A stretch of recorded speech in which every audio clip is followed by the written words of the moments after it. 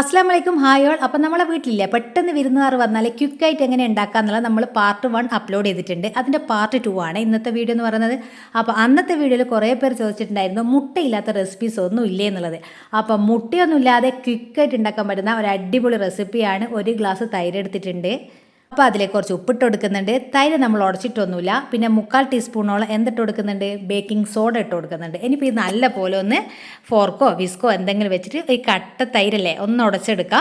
തൈര് മൈദ ഇത് രണ്ടും നമ്മളെ കിച്ചണിൽ എപ്പോഴും ഉണ്ടാകുന്ന ഒരു സാധനമാണ്. പെട്ടെന്ന് വിരുന്നുകാർ വന്നാൽ ബേക്കിംഗ് സോഡ എപ്പോഴും ഫ്രിഡ്ജിൽ സൂക്ഷിക്കുന്നത് നല്ലതായിരിക്കും. അത്യാവശ്യം നമുക്ക് ഉപയോഗിക്കാം, ഇങ്ങനെ എല്ലപ്പോൾ ഉപയോഗിക്കുന്നത് നല്ലതല്ല. അപ്പോൾ 3/4 കപ്പ് മൈദ എടുത്തിട്ടുണ്ട്. അത് നമുക്ക് കുറച്ചായിട്ട് ഇതിലിട്ടിട്ട് മിക്സ് ചെയ്ത് കൊടുക്കാം.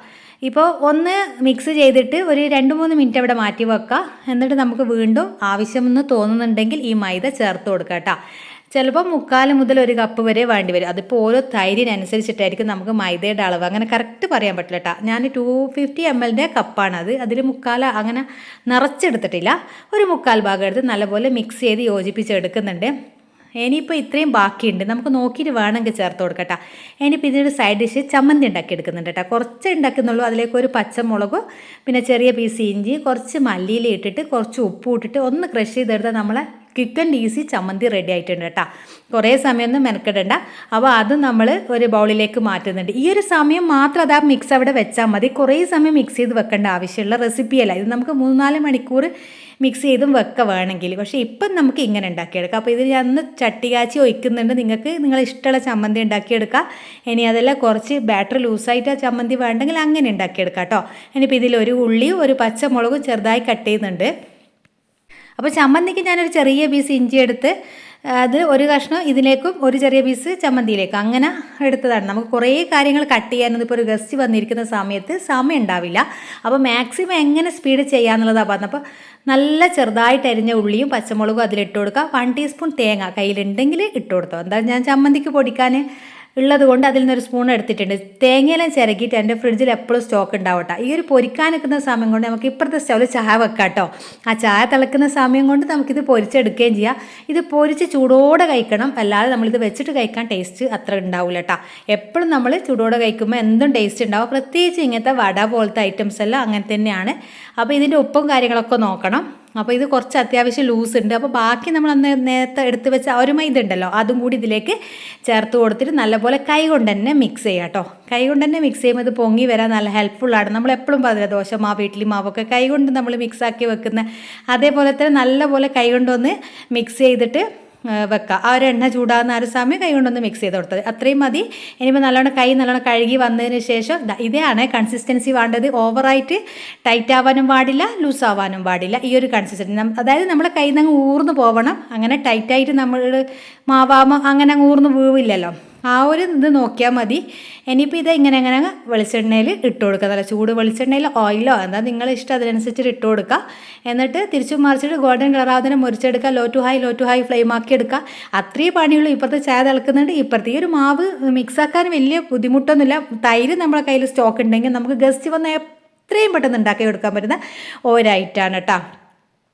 പിന്നെ ടേസ്റ്റ് വൈസ് പറയണ്ട, എന്തായാലും ഇഷ്ടം 100% ഉറപ്പാണ്. ചെറിയ കുട്ടികൾ മുതൽ പ്രായമായ അമ്മമാരാ വന്നതെങ്കിൽ പോലും ഈ ഒരു ഐറ്റം ഇഷ്ടാണ്ടിരിക്കില്ല കേട്ടോ. ഇത് ചൂടോടെ ചട്നി ഇല്ലാണ്ട് കഴിക്കാനും ഭയങ്കര ടേസ്റ്റ് തന്നെയാണ്. അപ്പോൾ നിങ്ങളുടെ കയ്യിൽ ഇപ്പോൾ തേങ്ങ ചിരകി ഇല്ലെങ്കിൽ ചട്നി ഒന്നും വേണ്ട.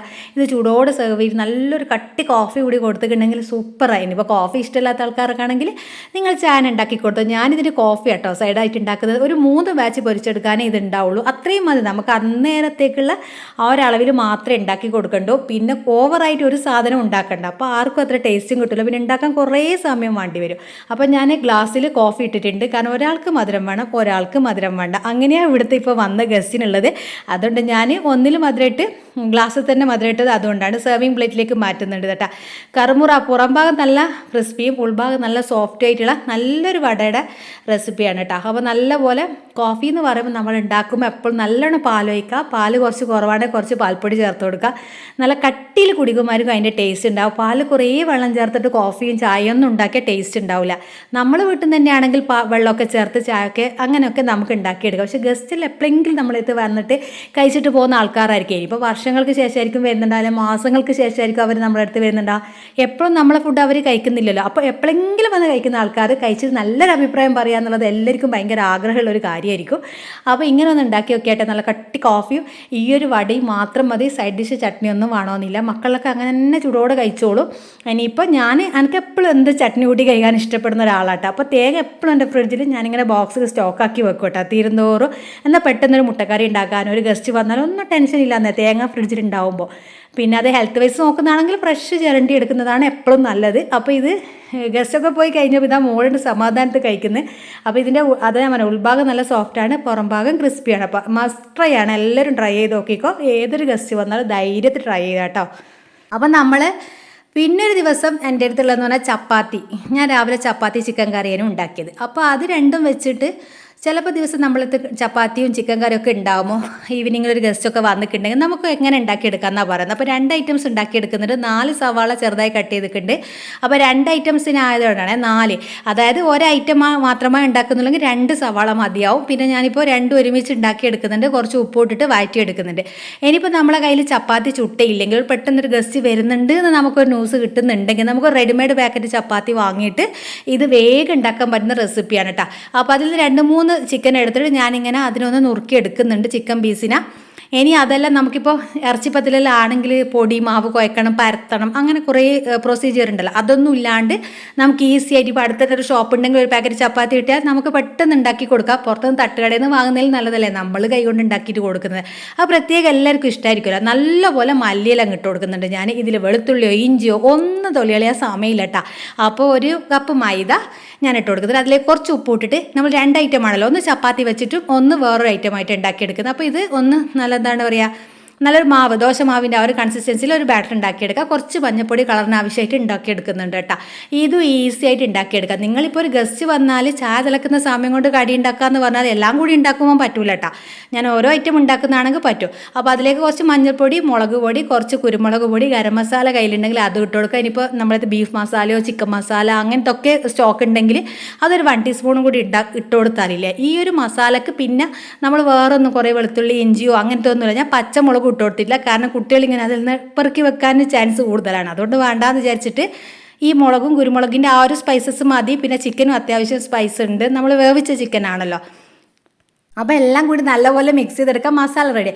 ഇത്ര ഈസി ആയിട്ടുള്ള മസാല വേറെ ഉണ്ടാക്കിയെടുക്കാൻ പറ്റും. സാധാരണ നമ്മൾ ഉണ്ടാക്കുമ്പോൾ ഞാനൊക്കെ എങ്ങനെയാണ് കുറേ വെളുത്തുള്ളി ഇഞ്ചിയൊക്കെ, പക്ഷേ അതിൻ്റെ ഒന്നും ആവശ്യമില്ല. നല്ല ഫ്ലേവർ ആയിട്ടുണ്ട് മസാല.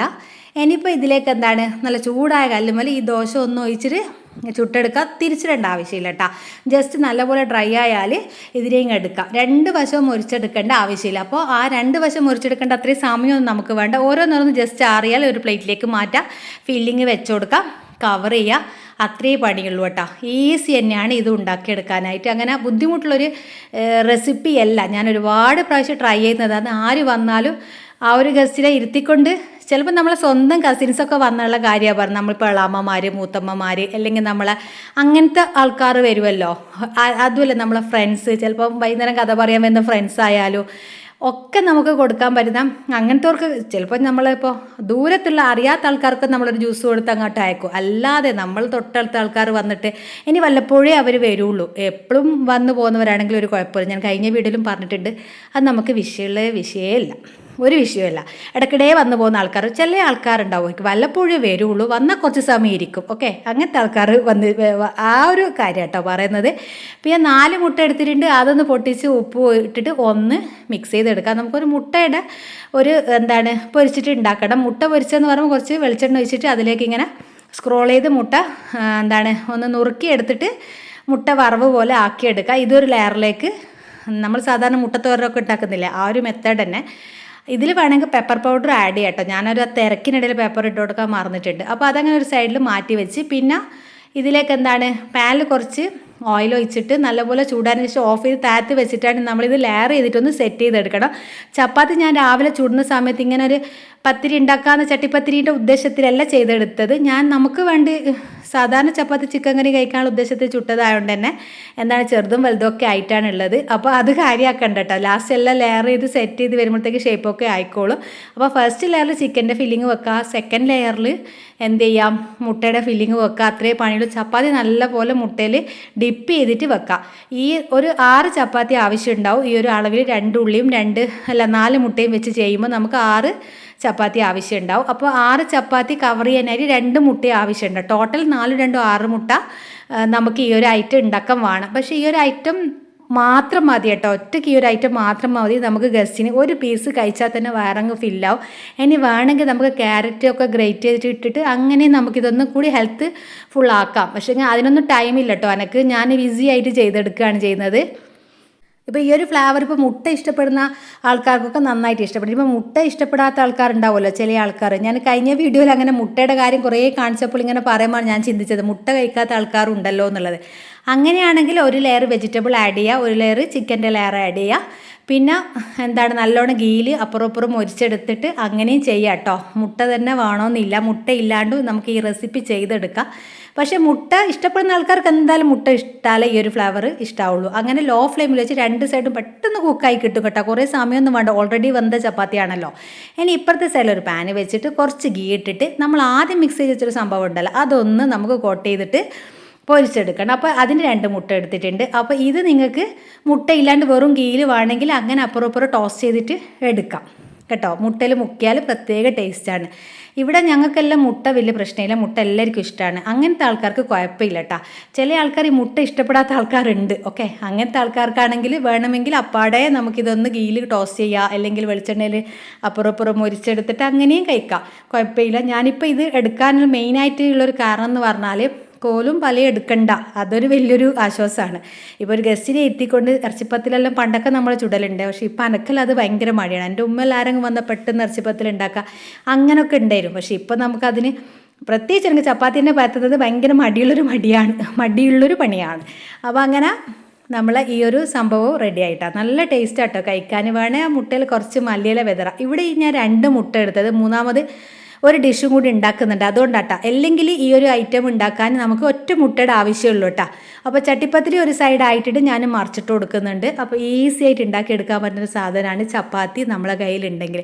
പിന്നെ ചിക്കനൊക്കെ വേവിച്ചിട്ട് ഫ്രിഡ്ജിൽ ഉണ്ടെങ്കിൽ നമുക്ക് ഈസി ആയിട്ട് ഉണ്ടാക്കാം. ഇനിയിപ്പോൾ ചിക്കന് ഇട്ടിട്ടില്ലെങ്കിലും കുഴപ്പമില്ല, വെറും ഉള്ളിയും മല്ലിയിലെയും ഈ ഒരു സ്പൈസസ് എല്ലാം ഇട്ടിട്ട് നിങ്ങളൊരു മസാല ഉണ്ടാക്കി നോക്കട്ടെ, അതും കുഴപ്പമില്ല. ഈ ഒരു ചപ്പാത്തിയിൽ വെച്ചിട്ട് കഴിക്കുമ്പോൾ വലിയ പ്രശ്നമില്ല, നല്ല ടേസ്റ്റ് ഉണ്ടാവും.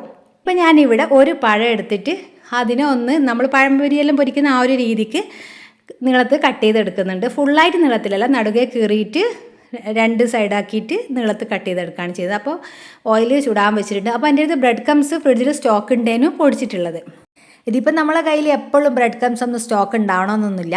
ഇപ്പോൾ ഉള്ളത് കൊണ്ട് ഞാനൊരു റെസിപ്പി ചെയ്യുന്നേ ഉള്ളൂ. അല്ലെങ്കിൽ ഈ മുട്ടയിലില്ലേ കുറച്ച് മൈദയും പഞ്ചസാരയിട്ട് മിക്സാക്കി നമുക്ക് പഴംപൊരി അങ്ങനെ ഉണ്ടാക്കിയെടുക്കാം. പഴംപൊരിനെക്കാട്ടും ഒന്നുകൂടി ക്രഞ്ചി ആയിട്ടുള്ളൊരു ടേസ്റ്റാട്ടോ ഇത്. നല്ല ടേസ്റ്റാണ് കഴിക്കാൻ. പഴംപൊരി എല്ലാവരും എപ്പോഴും കഴിക്കുന്നത് തന്നെയല്ല. അപ്പോൾ ഒരു വെറൈറ്റി എന്നുള്ള രീതിയിൽ ഈ ഒരു ബ്രെഡ് ക്രംസിൽ കോട്ട് ചെയ്തിട്ട് കഴിച്ചാൽ നല്ല ടേസ്റ്റാണ്.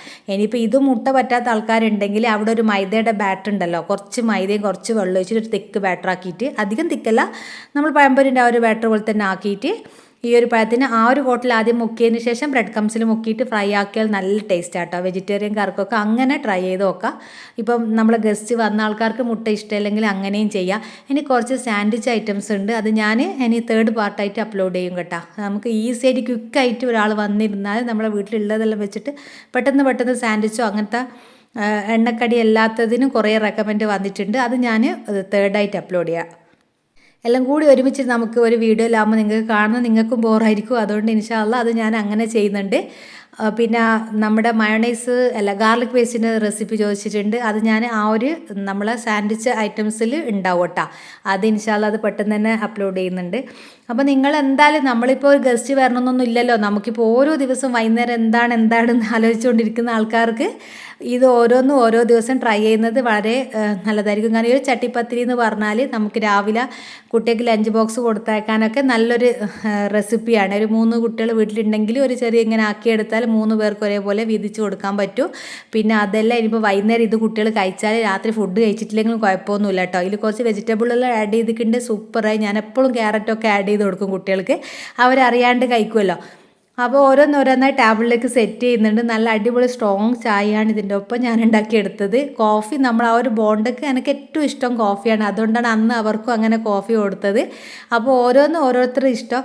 ഇനിയിപ്പോൾ നല്ല നല്ല വേറെയും കുറേ റെസിപ്പീസ് ഉണ്ട്, പക്ഷേ ഇപ്പോൾ എൻ്റെ കയ്യിൽ ഇന്ന് ചപ്പാത്തി ചിക്കനൊക്കെ ഉള്ളതുകൊണ്ടാണ് ഞാൻ ഈ ഒരു രീതിക്ക് ആക്കിയെടുത്തത്. ഇനിയിപ്പോൾ നിങ്ങളെ കയ്യിൽ ചപ്പാത്തി മാത്രമേ ഉള്ളൂ, ചിക്കൻ ഇല്ലെങ്കിൽ ഞാൻ പറഞ്ഞ പോലെ വെറും ഉള്ളി വെച്ചിട്ട് ഒന്നൊരു മസാല നല്ല ഉണ്ടാക്കി നോക്കി, നിങ്ങളെല്ലാവർക്കും ഇഷ്ടമാവും. ചിക്കനൊന്നും വേണമെന്നൊന്നുമില്ല, കാരണം മുട്ടയുടെ ആ ഒരു ഫില്ലിങ്ങും കൂടി വരുമ്പോൾ ആ ഉള്ളി മസാലയും മുട്ട മസാലയുള്ള ആ ഒരു ഫില്ലിങ്ങിൽ ഇത് കടിച്ച് കഴിക്കാൻ നല്ല ടേസ്റ്റ് തന്നെയാണ്. നമ്മളെ കയ്യിൽ എന്താണോ ഉള്ളത് അത് വെച്ചിട്ട് നമ്മൾ പെട്ടെന്ന് ഉണ്ടാക്കിയെടുക്കുക, അത്ര തന്നെ. നമുക്കിപ്പോൾ നമ്മളെ കയ്യിലുള്ളതല്ലാതെ ഓടിപ്പോയി വാങ്ങിച്ചിട്ട് ഉണ്ടാക്കിയെടുക്കാൻ അന്നേരം സമയം ഉണ്ടാവില്ല. എന്തുകൊണ്ടും ഞാൻ പറയുന്നത് പുറത്തുനിന്ന് നമ്മൾ ഓർഡർ ചെയ്തിട്ട് കൊടുക്കുന്നതിലും എത്രയും ബെസ്റ്റ് നമ്മൾ ഉണ്ടാക്കുന്ന ചെറിയൊരു ഐറ്റം ആണെങ്കിൽ അതായിരിക്കും. പിന്നെ നമ്മൾ തിരക്കിനിടയിൽ ഉണ്ടാക്കിയെടുക്കുമ്പോൾ ഓവറായിട്ട് പാത്രങ്ങൾ വലിച്ചിട്ടുണ്ടേ. ഞാനും ഇന്ന് അങ്ങനെ വലിച്ചിട്ടിട്ടൊന്നുമില്ല, ഇത്രയും പാത്രങ്ങൾ മാത്രമേ എടുത്തിട്ടുള്ളൂ കേട്ടോ. പിന്നെ രാവിലത്തെ പാത്രങ്ങളെല്ലാം നമ്മൾ കഴുകി ഉണക്കി വെച്ചതിനല്ലോ, വൈകുന്നേരത്തെ മാത്രം. ഇപ്പം നമ്മൾ സ്നാക്സ് ഉണ്ടാക്കിയെടുക്കാൻ വളരെ കുറച്ച് ഉണ്ടാക്കിയെടുക്കാന്നല്ല. ഞാൻ പറഞ്ഞില്ല, പഴത്തിൻ്റെ കാണാൻ വലിയ ലുക്കൊന്നും ഇല്ലെങ്കിലും അത് പെട്ടെന്ന് കാലിയായി പോയിന് കേട്ടോ. ഞാൻ 2 പഴം കംപ്ലീറ്റ് ആയിട്ട് ചെയ്തെടുത്തിനേനുവേ, പക്ഷേങ്കിൽ അത് ഒറ്റ പീസ് മാത്രമേ ബാക്കിയുള്ളൂ, 2 ലക്കോട്ട. അപ്പോൾ ചട്ടിപ്പത്തിരി എന്ന് പറഞ്ഞാൽ ഒരു പീസ് കഴിച്ചാൽ തന്നെ വയറ് ഫില്ല, വന്ന ആൾക്കാർക്ക് ഒറ്റ പീസ് കൂടുതൽ കഴിക്കാനും പറ്റും. ഇനിയിപ്പോൾ നമുക്ക് രാത്രി ഡിന്നറായിട്ട് ഇത് കഴിക്കുന്നതിന് കുഴപ്പമൊന്നുമില്ല. അപ്പോൾ നമുക്ക് ഈസി ആയിട്ട് ഉണ്ടാക്കിയെടുക്കാൻ പറ്റുന്ന ഒരു സംഭവമാണ്. എപ്പോഴും ചപ്പാത്തി കഴിച്ച് മടുത്തെന്ന് പറയുന്ന കുട്ടികൾക്ക് നിങ്ങൾക്ക് ട്രൈ ചെയ്ത് നോക്കാൻ പറ്റുന്ന ഒരു ഐറ്റമാണ് കേട്ടോ. അപ്പോൾ ഇൻഷാ അള്ളാ എല്ലാവരും ഒന്ന് ട്രൈ ചെയ്ത് നോക്ക്.